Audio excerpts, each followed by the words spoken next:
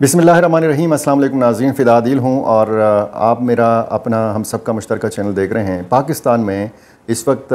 सूरज तुलू हो चुका है, लेकिन एक बड़ी ख़बर, एक ब्रेकिंग न्यूज़, अमेरिका ने ईरान पर हमला किया है। एक बड़ा हमला किया है और अमेरिका ने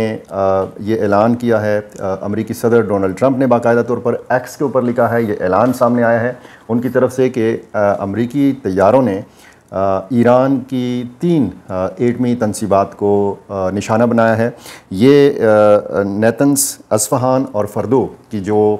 एटमी तनसीबात हैं इनको निशाना बनाया गया है और ये बताया गया है डोनाल्ड ट्रंप की तरफ से कि तमाम अमरीकी तैयारे जो हैं ये कामयाबी के साथ अपने अहदाफ़ को निशाना बनाने के बाद जो है वहाँ से ईरानी हदूद से निकल चुके हैं। तैयारे वापस जा चुके हैं और क्या नुकसान हुआ है, कितना बड़ी तबाही हुई है, कितना बड़े पैमाने के ऊपर इन एटमी तनसीबात को नुकसान पहुंचा है, इसकी तफसीलात अभी आनी है, डेवलपमेंट स्टोरी है। इसकी जो मुकम्मल तफसीलात सामने आएंगी तो तब पता चलेगा कि कितना बड़ा नुकसान ईरान का हुआ है। ये तय है कि इस जंग में, इसराइल और ईरान की इस जंग में बाकायदा तौर पर अमेरिका कूद गया है। ईरान ने ऐलान किया था कि जब अगर ईरान के ऊपर बराह रास्त अमेरिका हमला करेगा तो इस ख़ित्ते में मौजूद मशरिक़ वस्ता में जो जगह जगह पे मुख्तलिफ़ मुल्कों के अंदर अमरीकी अड्डे मौजूद हैं, अमरीकी एयर बेसिस मौजूद हैं या उनके बेड़े मौजूद हैं, ये फिर उनको निशाना बनाना ईरान के लिए बहुत आसान है। ईरान उनको निशाना बनाएगा। अब ईरान की जवाबी कार्रवाई का इंतज़ार है। जिस तरीके से इसराइल ने अटैक किया था ईरान के ऊपर और पासदारान इनकलाब के सरबराह को, ईरान की रेगुलर आर्मी के सरबराह को, मुख्तलिफ़ 12 या 13 जो इनके जर्नेल्स हैं इनको शहीद कर दिया गया था। 14 की तादाद में इनके जौहरी साइंसदानों को शहीद किया गया था। पहले हमले में 6 जौहरी साइंसदान और फिर अगले दिन पता चला कि मज़ीद 3 जौहरी साइंसदानों को शहीद किया गया और फिर हमने देखा कि ये तादाद जो है ये 14 तक जा पहुंची। ये बाकायदा तौर पर शामिल हो गया है अमेरिका इस जंग में और तीसरी आलमी जंग का जो ख़दशा ज़ाहिर किया जा रहा था, ये अब दिफाई माहिरीन सवाल उठा रहे हैं कि क्या बाकायदा तौर पर उस आलमी जंग का आगाज़ हो चुका है, क्योंकि ये ख़दशा था कि जब अमेरिका अगर ईरान के ऊपर बराह रास्त हमला करेगा, इसराइल को इस तरीके से सपोर्ट करेगा, तो फिर बाकी जो ममालिक हैं वो भी इस जंग में कूदे बगैर नहीं रह सकेंगे, क्योंकि हर किसी को अपनी अपनी पड़ जाएगी। इस सारी सूरत हाल में अगर डोनाल्ड ट्रंप का ये ऐलान देखा जाए और एक तरफ वो नोबेल प्राइज़ के उम्मीदवार हैं, वो कहते हैं कि मुझे 4-5 मरतबा ये नोबेल प्राइज़ जो है ये मिलना चाहिए था, क्योंकि अपने पहले दौरे सदारत में मैंने जो है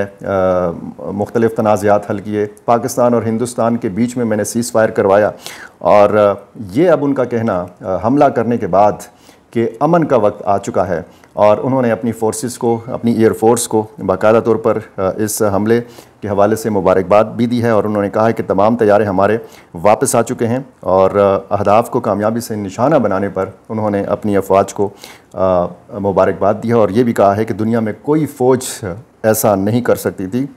अब डोनाल्ड ट्रंप एक तरफ हमला कर रहे हैं ईरान के ऊपर, दूसरी तरफ ये कह रहे हैं कि अमन का वक्त आ चुका है। अब ये किस तरीके का अमन है? अगर ईरान इसका जवाब नहीं देगा तो जिस तरीके से ईरानी अवाम की तवक्को होती है अपनी लीडरशिप से कि जिस तरीके से इसराइल ने हमला किया, फिर ईरान ने जवाबी कार्रवाई की और ये सिलसिला जो है अभी तक जारी है। तल अबीब ने, इसराइल ने कभी ये सोचा भी नहीं था कि इस तरीके का जवाब ईरान की तरफ से आएगा और जिस तरीके से इसराइल का जो एयर डिफेंस सिस्टम है उसको चीरा है, उसको फाड़ा है ईरान ने और जिस तरीके से जदीद जो मिज़ाइल टेक्नोलॉजी का इस्तेमाल किया है ईरान ने, उस पर ज़ाहिर है कि दुनिया भी हैरान है और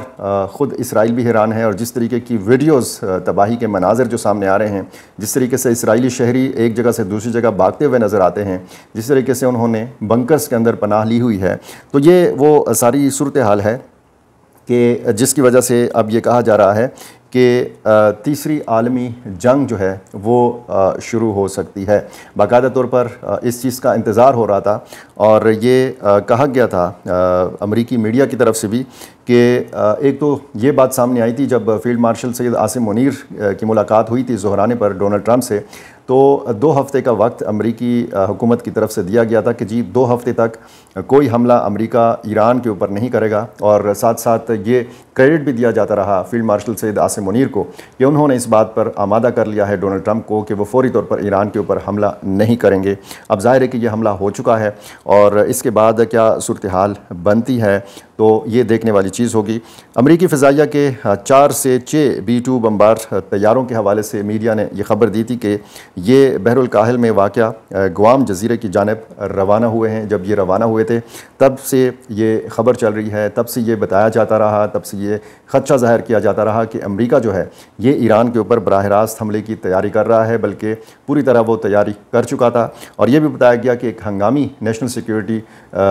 कौंसिल की जो मीटिंग है वो डोनाल्ड ट्रंप ने वाइट हाउस में तलब की थी। अब इस मीटिंग का इनेकाद हुआ है और ये तय पाया है उस मीटिंग में कि हमला कर दिया जाए, क्योंकि ईरान और इसराइल की जंग जो है इस तरीके से नहीं रुक रही। शायद अमेरिका का ये ख्याल है, डोनाल्ड ट्रंप का ये ख्याल है कि अमेरिका अगर ईरान की एटमी तनसीबात को निशाना बनाएगा तो जंग रुक जाएगी और अमन आ जाएगा। लेकिन ये ज़ाहिर है कि ईरान है, ये कोई ऐसा मुल्क नहीं है कि जो खामोश रह जाएगा। जिस तरीके से ईरान अपने मिज़ाइलों का इस्तेमाल कर रहा है, अब ये ख़दशात बढ़ गए हैं। मुख्तलिफ़ ममालिक में जहाँ जहाँ पे अड्डे हैं अमेरिका के, जहाँ पे अमरीकी बेड़े हैं, वहाँ पे ये ख़दशात पैदा हो गए हैं, ये इम्कानात पैदा हो गए हैं कि ईरान जवाबी कार्रवाई करेगा। और ईरान ने जिस तरीके से इस जंग की एक तवील तैयारी की है, ये ऐसा नहीं था कि अचानक से इसराइल ने जब हमला किया तो ईरान जो है ये ख्वाब खरगोश में मुब्तला था और ये बेदार हुआ और उसने तब जवाबी कार्रवाई का आगाज़ किया। ये बहुत पहले से तैयारी थी ईरान की, इसराइल को जिस तरीके से अटैक किया गया। अब जाहिर है कि अमरीकी जो अड्डे हैं जहाँ जहाँ भी हैं उन पर जवाबी कार्रवाई की तैयारी भी ईरान की तरफ से की जा चुकी होगी। इस हवाले से ये जो मीडिया रिपोर्ट्स आती रहीं अमेरिका के ये जो B-2 बम्बार तैयारे हैं कि इन तैयारों में ख़तरनाक बम मौजूद हैं जो मुमकिन तौर पर ईरान की जौहरी तनसीबात को निशाना बना सकते हैं। ये उस वक्त की रिपोर्ट है जब अभी ये हमला नहीं हुआ था और अब ये हो चुका है। बाकायदा तौर पर ईरान की जौहरी तनसीबात को निशाना बनाया जा चुका है अमरीकी B-2 तैयारों की मदद से। और ये तैयारे जो है ये जब रवाना हुए और इसके साथ साथ 4 रिफ्यूलिंग टैंकर्स भी जो हैं इनके साथ मौजूद थे जो दौराने परवाज़ इनको ईंधन फराहम करते रहे। ये भी साथ साथ बताया जाता रहा इन तैयारों की सलाहियत के हवाले से कि ये जो तैयारे हैं ईरान की जो ज़ेर ज़मीन जौहरी तनसीबात हैं ख़ासकर फ़रतों में ये तबाह करने की सलाहियत रखते हैं। B-2 बम्बार तैयारों के हवाले से बताया गया है कि ये 30,000 पाउंड वज़नी बंकर बस्टर बम ले जाने की सलाहियत के हामिल तैयारे हैं, जदीद अमरीकी तैयारे हैं और जो ईरान की हसास जौहरी तनसीबात को निशाना भी बना सकते हैं, निशाना बनाया भी है। और इसके बाद सूरत हाल क्या बनती है, ज़ाहिर है कि इसमें तुर्किया का जो किरदार है, इसमें पाकिस्तान का जो किरदार है और इसमें चीन और रूस का जो मौक़िफ़ है और बाकी जो इस्लामी ममालिक हैं, अब उनका भी एक बड़ा इम्तिहान शुरू हो चुका है। पाकिस्तान की अस्करी और सियासी क़यादत का भी एक बड़ा इम्तिहान जो है वो शुरू हो चुका है। दूसरी जानिब मैंने पिछली वीडियो में आपको ये भी बताया था कि आयतुल्लाह ख़ामनाई के जानशीन के हवाले से भी बात की जाने लगी है। उलमा कौंसिल को बाकायदा 3 नाम दिए हैं आयतुल्लाह अली ख़ामनाई ने कि अगर उनको शहीद किया गया तो उसके बाद इन 3 नामों में से एक नाम जो है ये इंतखाब कर सकती है ये उलमा कौंसिल और ईरान का नया जो सुप्रीम लीडर है वो सामने आ सकता है। इस हमले में कितना जानी नुकसान हुआ है ये अभी तक मालूम नहीं हो सका, लेकिन इतना मालूम हो सका है डोनाल्ड ट्रंप के ऐलान के बाद कि बाकायदा तौर पर इस जंग में अमेरिका कूद पड़ा है और फ़िज़ाई हदूद जो है ईरान की वहाँ से ये तैयारे बहिफाजत वतन वापस आ रहे हैं, यानी अमेरिका वापस जा रहे हैं। इस ऐलान से ये पता चलता है कि इन तैयारों ने बाकायदा ईरानी जो फ़िज़ाई हदूद हैं ये क्रॉस की और यहाँ पे गए, ईरान की फ़िज़ाई हदूद के ऊपर जाके इन्होंने हिट किया इन जौहरी तनसीबात को। देखना अब यह है कि सूरत हाल कहाँ पे जाके रुकती है, क्योंकि जिस तरीके से अमेरिका के सदर ने ज़ोहराना दिया पाकिस्तान के army chief field marshal Syed Asim Munir को और इस सारी सूरत हाल के हवाले से अगर हम ये बात भी करें कि पाकिस्तान ने सिफारिश की है कि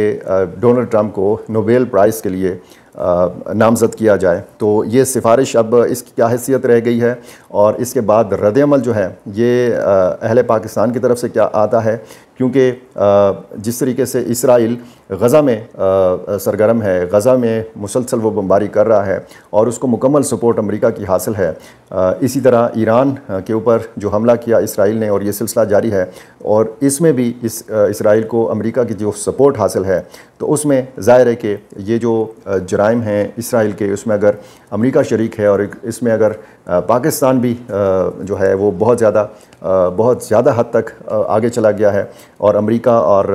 जो पाकिस्तान के दिफाई ताल्लुकात के हवाले से बात होती है और इसमें मुस्तकबिल के हवाले से बहुत सारी बातचीत हुई है, तो इसमें अब देखना यह है कि पाकिस्तान से क्या रद्द-ए-अमल आएगा। पाकिस्तान की जो क़यादत है वो इस बारे में कोई नया मौक़िफ़ अपनाएगी। ये जो मुख्तलिफ़ मुल्कों के साथ पाकिस्तान का जो मौक़िफ़ है वो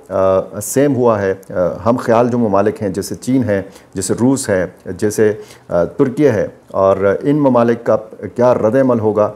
इस हमले के बाद क्या दुनिया की नई शक्ल बनेगी, आने वाली जो अपडेट्स हैं उन पर हमारी नज़र है, बर वक्त आप तक पहुंचाने की कोशिश करेंगे। हमारा ये चैनल आपने अभी तक सब्सक्राइब नहीं किया, ये कर लीजिए, मुझे अपनी राय से ज़रूर नवाज़ा कीजिए। बहुत शुक्रिया।